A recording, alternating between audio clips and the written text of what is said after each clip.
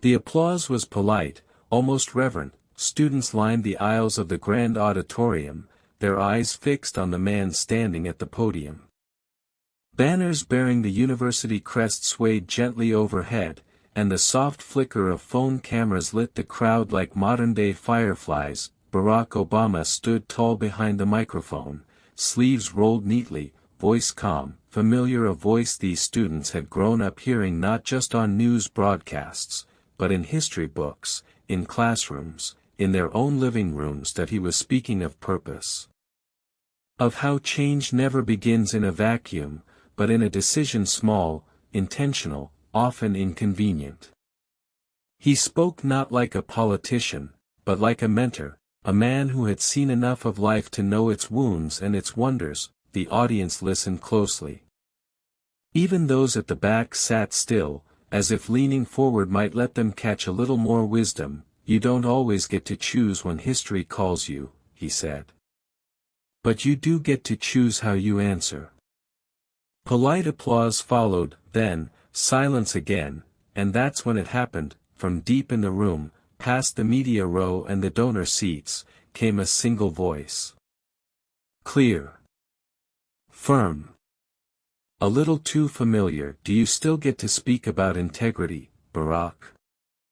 There was a pause, not just in the room but in the air. Obama froze, not visibly, not enough for most people to notice, but just long enough for those watching closely to see his eyes shift. Some of the students laughed nervously, assuming it was a staged question. It wasn't. Obama's expression didn't change.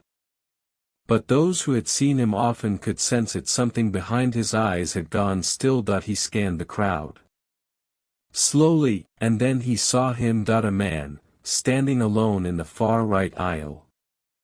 No press badge. No school lanyard.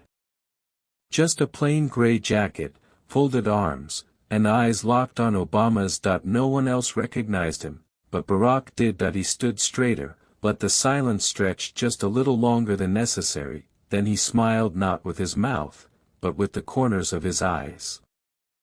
A smile that said, of all people.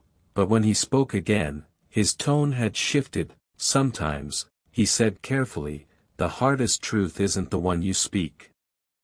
It's the one you never thought you'd hear again. He closed his notebook. Moved away from the lectern. No longer delivering a speech. Now speaking directly, personally. There was a time I shared this kind of stage with someone else. Someone who said they believed in the same things I did. The crowd was quiet, almost uncomfortable now. Whispers passed between rows. Staff looked at each other. We worked together. Walked the same streets. Knocked on doors. Told people we were building something bigger than ourselves. Obama's eyes hadn't left the man in the aisle, but sometimes, history calls, and one of you answers. The other disappears. The man in the gray jacket didn't flinch. Obama stepped back. Took a breath. Today was meant to be about you, he said to the students. But sometimes the past arrives, uninvited. Then, without looking away, he added quietly, we'll talk. After this. And just like that the speech ended. Not with a flourish. Not with applause. Just a quiet shift in air, the echo of something unresolved, and 1,000 young faces watching a man step off a stage, into something far more personal. Barack Obama walked calmly through the staff corridor, his Secret Service detail trailing at a respectful distance. That he hadn't said a word since stepping off the stage. Not to the assistant who approached him with his coat, not to the university president who offered a concerned half-smile and a whispered, is everything okay?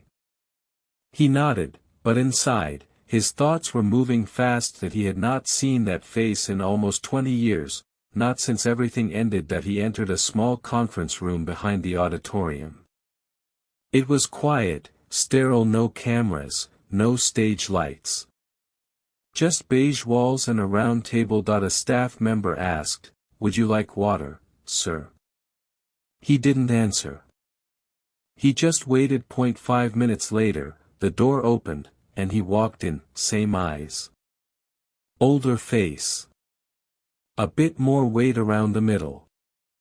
Same worn, careful walk. Like someone used to avoiding attention. "Nice speech," the man said, closing the door behind him. Almost believed it. Obama didn't react. "You shouldn't be here, Marcus," he said quietly. The man Marcus shrugged. "Didn't come for the speech." There was a long silence between them. A silence filled not with anger, but something heavier, memory. "Obama finally Saturday, so say what you came to say." Marcus didn't sit. That he pulled a folded envelope from his coat and placed it on the table. "You recognize this?" Obama looked down. The envelope was plain. Unmarked, except for one thing, a faded stamp from 2001. He blinked. "That's not possible." Marcus leaned forward. "It is. And it's about to be very public." Barack reached for the envelope, opened it slowly. Inside a single page. Typed. Clean. Cold. That he read the first few lines. His expression didn't change, but his hand tightened slightly on the edge of the page. "This isn't true," he said. Marcus tilted his head. "Isn't it? Or is that what you've told yourself all these years?" Obama looked up. "I thought you were dead." A pause. "No," Marcus said flatly. "Just erased." Another silence, then Obama asked, "Why now?" Marcus's voice was quiet. "Because I kept it buried.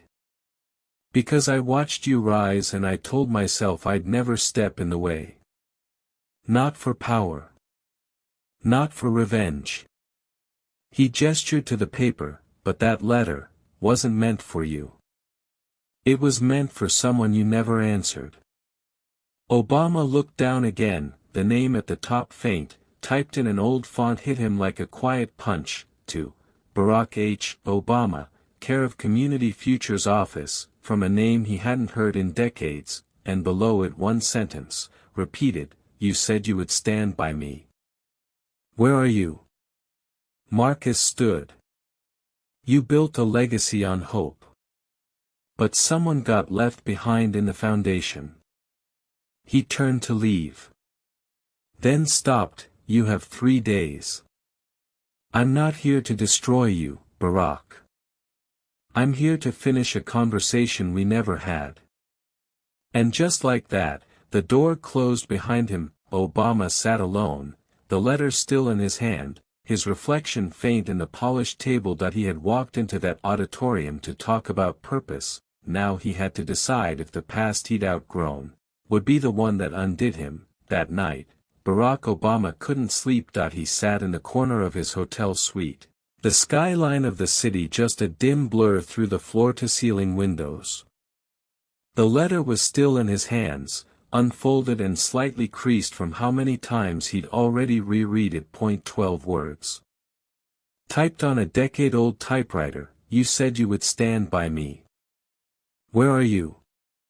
He heard them in his mind like they were spoken, but it wasn't just the words that haunted him. It was the name, Devin Elrich, someone the world had never heard of, but someone Barack hadn't let them hear about, not because he was hiding something malicious, but because he'd never fully understood how much it would cost to forget. That he reached for his phone, opened a locked contact list, and scrolled down. That he stopped at a name.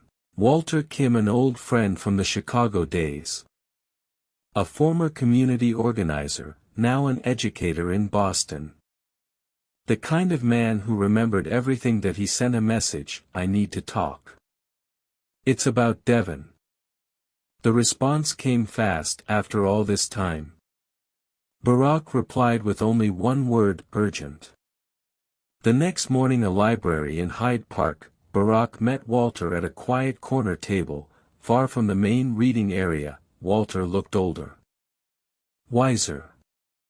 A graying beard and those same intense, skeptical eyes that he sat down across from Barack and slid a folder onto the table before either of them spoke. I figured if you were asking about Devon, you were finally ready. Barack raised an eyebrow. Ready for what? Walter tapped the folder. The story no one wrote. Inside were scanned documents, handwritten notes, volunteer rosters, grant proposals from the early 2000s. A familiar logo at the top of each, Community Futures Program. They had built it together: Obama, Marcus, Walter, Devon, and a few others. It was their mission in Chicago's South Side. Outreach, youth programs, food access. All the things that politics didn't pay attention to. Barack turned the pages slowly that he saw his own handwriting. Devon's. Margins filled with ideas. Plans for a community center that never got built. Then he found it, a grant rejection letter, dated April 2001. We regret to inform you that your proposal has been denied due to inconsistent financial records and missing signatures. Barack frowned. I remember this. We thought the committee was biased. Walter nodded. They weren't. He pulled out another page, a copied bank statement, and another, each one highlighted. Barack's breath slowed as he began to see the numbers. Disbursements. Withdrawals. Funds redirected. Then, suddenly, the numbers stopped being abstract. There, at the bottom of one page, was the name of a personal account, Marcus J. Rennick. Barack sat back. He took the money. Walter nodded. But he blamed Devon. Barack remembered the fallout now. The confusion. The internal arguments. Devon left suddenly, stopped answering calls, skipped their final meeting. It all made sense then. It made sense that he disappeared, but he hadn't disappeared. He'd been pushed out. Framed. By the same man who'd just shown up in that auditorium. Barack rubbed his forehead. Marcus made it look like Devon ran. Walter looked at him carefully. You believed him? Barack nodded, slowly, and then he whispered, I let him vanish. Later that evening, back in his hotel, Obama sat in front of his laptop. No speech notes. No emails, just a browser. Searching, Devon Elridge, 2001, present, results were scarce, bold mentions in grant programs. A few city council reports. One brief quote in an article about violence prevention, then a photo, fuzzy. Grainy.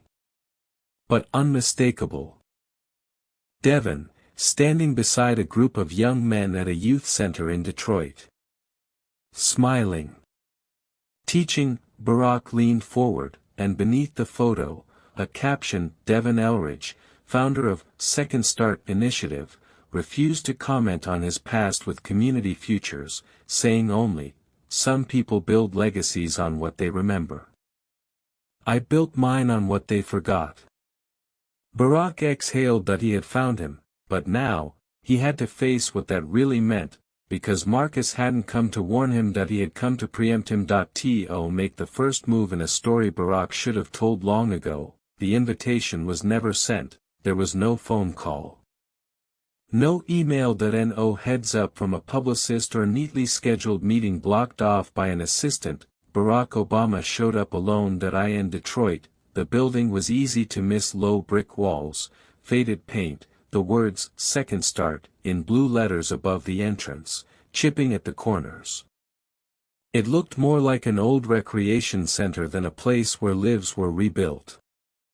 But the energy around it was alive, young men talking by the door, someone sweeping the steps, a basketball bouncing in the distance. Barack stood outside for a few seconds, taking it in, then, without his usual stride of confidence, without the rhythm of a practiced arrival, he walked through the doors, inside, it smelled of floor wax and faint coffee. A wall of community flyers. Hand-drawn posters of quotes like, "Leave no one behind," and, "You are bigger than your mistake." At the reception desk, a woman glanced up. Young, sharp-eyed, she did a double take. Is this for real?" He gave a slight, knowing smile. "I'm looking for Devon Elridge." She blinked. "Do you have an appointment?" "No," he said. "But I owe him something." She didn't ask what, just pointed toward a hallway. "Office in the back. Left of the mural." The hallway was lined with photographs, group shots, community cleanups, youth workshops. In nearly every one, Devon stood off to the side. Never center. Never reaching for the spotlight, just there, holding it together. Barack reached the office door. It was slightly ajar. Inside, he heard the quiet shuffle of papers, the soft hum of a small fan that he knocked once. The noise stopped. A moment passed, then a voice, unmistakably familiar, but now deeper, wearier, "Come in." Barack pushed the door open. Devon looked up. No reaction. No visible shock. That he simply set down the folder in his hands. "I wondered if it would be you. Or him." Barack stepped in. "It's me." Devon nodded. "Took you long enough." There was no bitterness in his tone. Just the kind of tired honesty that comes from having moved past pain but never quite leaving it behind. Barack sat down across from him. For a moment, they just looked at each other. The years between them filled the room like smoke, thick, invisible, choking everything unspoken. "I read the letter," Barack said. Devon raised an eyebrow. "Which one?" Barack hesitated. "The one you sent to the office. 22 years ago." Devon gave a quiet laugh, not cruel, not mocking. "I sent 3. That landed like a punch." Barack looked down. "I only saw 1. Devon leaned back in his chair. "Because Marcus only gave you 1. The rest? He kept. Along with everything else I tried to say." Barack's voice was low. "I didn't know. I swear I didn't." Devon didn't answer right away. Then, "I know. That's what makes it worse." Barack sat forward, elbows on his knees. "I believed him. When he said the money was missing. When he said it was you. I didn't even question it." Devon nodded. "Because you were already rising. You needed it to not be you. Or someone close. So it was easier if it was me." He wasn't angry. "That's what made it unbearable." "He was right," Barack whispered. "I erased you." Devon looked at him, long and hard. "No. You just didn't fight for me." A silence stretched between them, broken only by the hum of the fan and the sound of laughter echoing from a distant classroom. Then Devon said, "You're here now. So say what you came to say." Barack exhaled. "I came to apologize." "Okay. But I also came to ask, if you'd help me set the record straight." That caught Devon slightly off guard. He tilted his head. "Why?" Barack shrugged. "Because maybe the truth should belong to more than just the ones who benefit from silence." Devon leaned forward now, and for the first time in years, the two men who once walked side by side through Chicago neighborhoods dreaming of change, of justice, of legacy looked at each other without shadows. Devon nodded once. "Then we start with the truth. Not your version. Not mine. Ours." 1 week later, National Press Conference, Washington, D.C. A surprise addition to the agenda. No press had been told in advance. Barack Obama took the stage, but he didn't stand alone. Beside him, Devin Elridge, the man the world had never known, until now. Obama cleared his throat. No teleprompters. No script. There's a chapter in my life I never finished writing, and the man standing beside me, he's the part one left behind. The video spread like wildfire. A handheld clip from a journalist in the front row, shaky, grainy, but powerful. Barack Obama, standing beside Devin Elridge at the press podium, speaking words no one had expected. No one had rehearsed. He was there from the beginning. And then, he wasn't, not because he failed me, but because I failed him. It had over 12 million views by midnight. News anchors praised the honesty, commentators argued over the timing, some called it a masterclass in accountability. Others said it was political theater with a moral mask. But Devin, he stayed quiet. The next morning, his inbox was flooded. Invitations. Podcast requests. Television offers. Old friends. Distant enemies. Everyone wanted a quote, a comment, a reaction, but he didn't reply to any of them. That he walked to the center instead, where a boy named Malik waited with a binder full of poetry, where a girl named Aria asked him if it was true he used to be famous before anyone knew it. He laughed softly at that. I was never famous, he said. I was just forgotten. Barack, meanwhile, was not at home. That he was on a plane, private, unannounced, en route to meet with someone who hadn't returned his call in 6 years, Marcus J. Rennick. There had been no confrontation at the press conference. No exposure. No blame, just absence. Marcus hadn't shown up, but he was watching, and Barack knew it. That he arrived in Baltimore mid-morning. No entourage. Just an address, a small law office that had once been a non-profit hub. The receptionist raised an eyebrow when she saw him. You here for Marcus? He nodded. I'm not looking for a fight. Just a conversation. She didn't look convinced, but picked up the phone. A minute later, a deep voice crackled on the intercom. Send him in.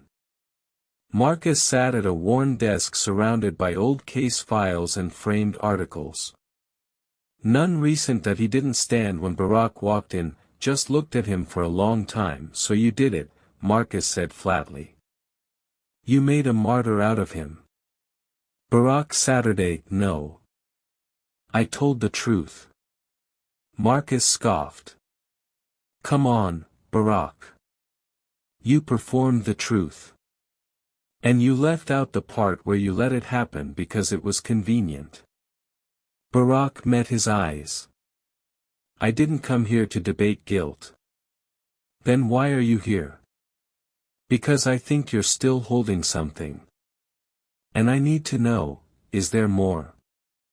That landed with weight. Marcus leaned back, his eyes narrowing. Then after a long silence he opened a drawer and pulled out a folder. Inside, one photo, taken in 2001. 5 men standing in a circle. Barack, Marcus, Devin, Walter, and someone Barack didn't recognize, but one detail stood out. A file in Devin's hands. Labeled Alternate Funding Proposal. Barack frowned. What's this? Marcus gave a wry smile. It's the version of the project he wanted to build. Without you. Barack looked at him. Why are you showing me this now?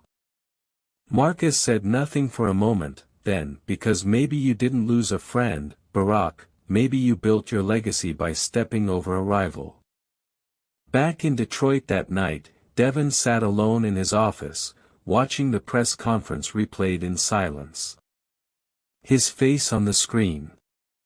The room applauding. That he paused it, stared at the still frame, and whispered, you finally said it. But what else haven't you told me? The air was heavy in the town hall auditorium in Chicago's South Side. It wasn't a press conference this time. No journalists. No lights. No podium, just a small stage, folding chairs, and a crowd of locals, neighbors, activists, students, and old friends. People who remembered the beginnings. People who lived the fallout, and now, they were there to hear the story no one had ever told them. Barack Obama stepped onto the stage first. He wore no suit. Just a simple navy sweater and black shoes. He didn't look like a former president. He looked like a man who owed a truth. Behind him walked Devin Elridge. The applause was hesitant. A few people stood. A few remained silent. All of them were watching with the kind of intensity reserved for things that truly matter. Barack didn't read a statement. He looked out over the crowd and spoke. We told ourselves, back then, that we were building something no one else believed in, but while we were lifting others, I let one of us fall, not because he failed, but because I didn't stop someone else from telling the wrong story. He turned slightly toward Devin, then back to the crowd. Today isn't about me clearing my name. It's about telling you the name I buried, when I should have defended it. Then he stepped aside, and for the first time, Devin Elridge, the forgotten voice behind one of the most influential movements in that part of the city, stepped forward to speak. He didn't raise his voice. He didn't accuse. He simply said, I didn't come back for revenge. I came back because there's a difference between being erased and being remembered wrong. I'm not perfect. I made mistakes. But I never took what they said I took, and the hardest part was knowing that the one person I thought would speak up chose silence. He paused, glancing at Barack. Then added quietly, until now. The room was silent, not the awkward kind, the sacred kind where something right has just been said. Then someone stood, then another, and slowly, the applause began. Not explosive. But solid. Real. It spread not from obligation, but from recognition, because sometimes, telling the truth doesn't set you free. It simply sets the record right. Later that week, in a quiet cafe far from the city center, Barack and Devin sat across from each other. No microphones, no cameras, just 2 cups of coffee and a manila folder between them. Inside the folder, documents to fund and expand Devin's community program across 3 new states under Devin's full leadership, with Barack's foundation simply as a supporter. Barack pushed it toward him. Devin didn't open it right away. Why now? He asked. Barack answered without hesitation, because I finally understand that power means nothing, if it's not used to give it away. Devin nodded once. The closest thing to forgiveness he'd ever given. That night, Barack walked alone through the neighborhood where it all began. He passed the old corner store. The mural of kids' faces still painted across the brick. The community board with flyers stapled on top of older, faded ones. He stopped in front of the old Community Futures building. It was boarded up now, but on the wall beside it, someone had recently spray-painted a message. History isn't what they write, it's what we correct. He stood there a long time, then turned and walked away, not from guilt, but from silence. He would carry this story now, not to redeem himself, but to remind others. Some voices disappear not because they're wrong but because they were right too early, and it's never too late to give them back their echo.